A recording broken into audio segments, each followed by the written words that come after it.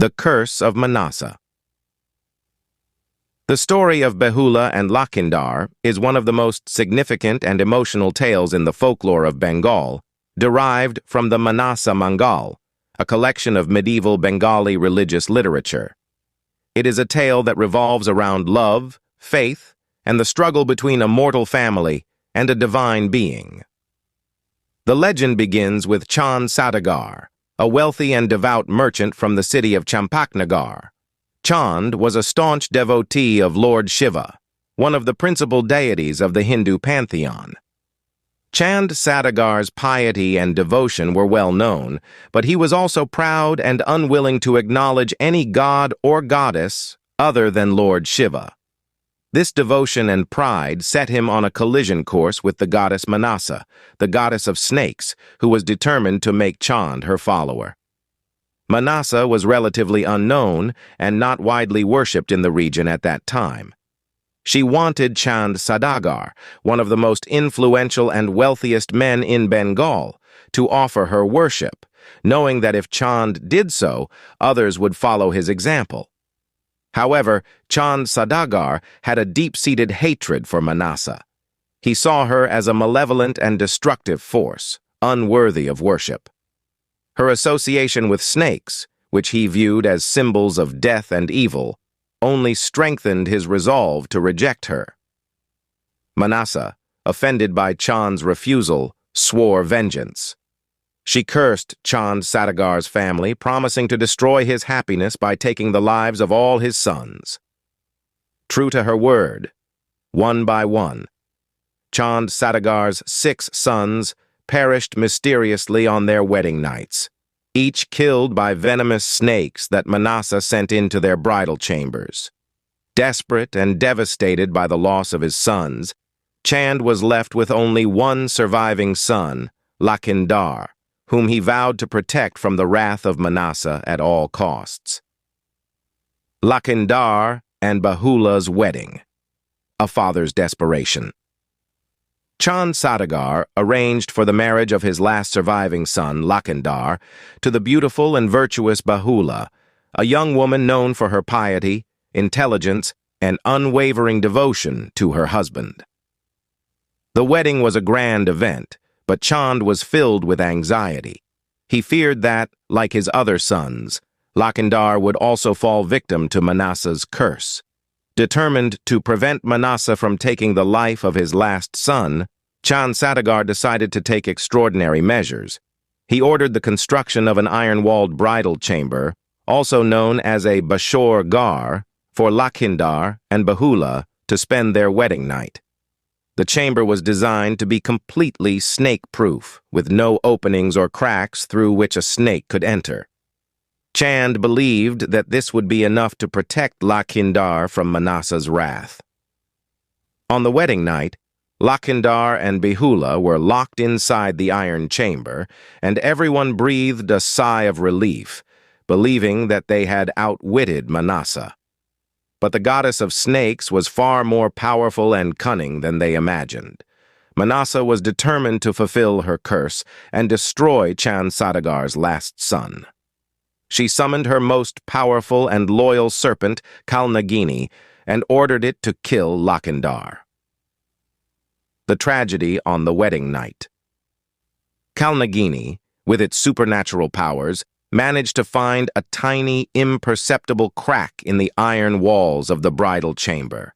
Slithering through the crack, the snake entered the chamber while Lakhindar and Behula were fast asleep.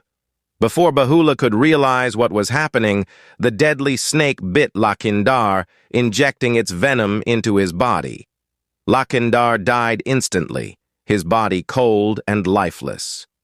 When morning came and the iron chamber was opened, the sight that greeted Chand Sadagar and the others was devastating.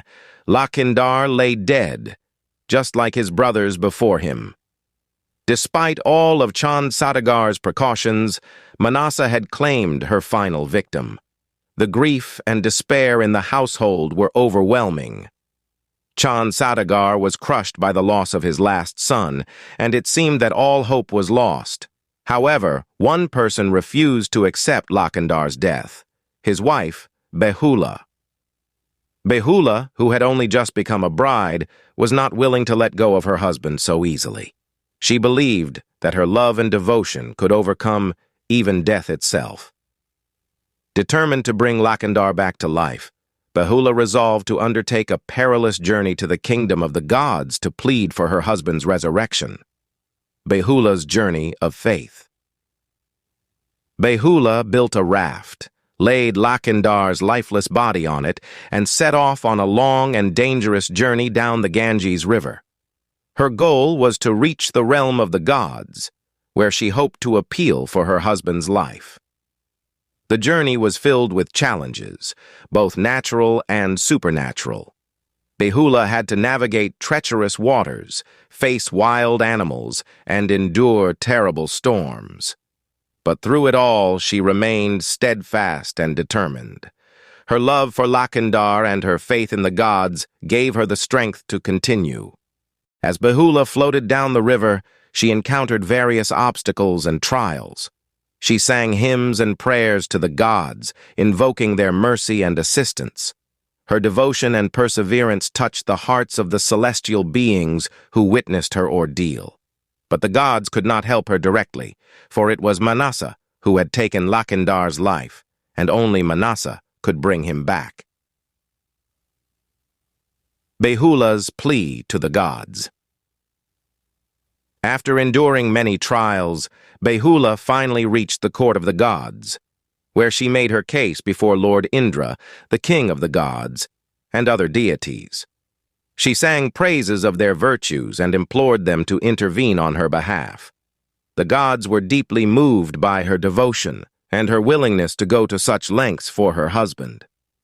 They admired her courage and resolve, but they informed her that it was Manasa who held the power to restore Lakhindar's life. Undeterred, Behula turned her prayers to Manasa, the very goddess who had caused her husband's death. Despite Manasa's role in her tragedy, Behula did not express anger or hatred. Instead, she humbly acknowledged the goddess's power and offered her praises. She begged for mercy and asked Manasa to revive Lakhindar. Moved by Behula's unwavering faith and devotion, Manasa's heart softened. The resurrection of Lakhindar, Manasa agreed to bring Lakhindar back to life, but on one condition. Chand Saudagar must finally worship her. She wanted Chand's devotion, and this was the price for Lakhindar's resurrection. Behula, desperate to save her husband, agreed to the terms. With that, Manasa used her divine powers to restore Lakhindar's life. Lakhindar rose from the dead, and Behula's long and arduous journey had finally borne fruit. The couple returned to Champaknagar, where there was great joy and celebration. Chand Saudagar, however, was still hesitant to worship Manasa, as he held on to his deep-seated resentment toward the goddess who had caused his family so much suffering. Chand Saudagar's reluctant worship of Manasa. Despite his joy at Lakhindar's resurrection, Chand Saudagar was conflicted. His pride and devotion to Lord Shiva made it difficult for him to bow to Manasa. However, after witnessing Behula's incredible sacrifice and devotion, and understanding that the restoration of his son's life depended on it, Chand Saudagar finally relented.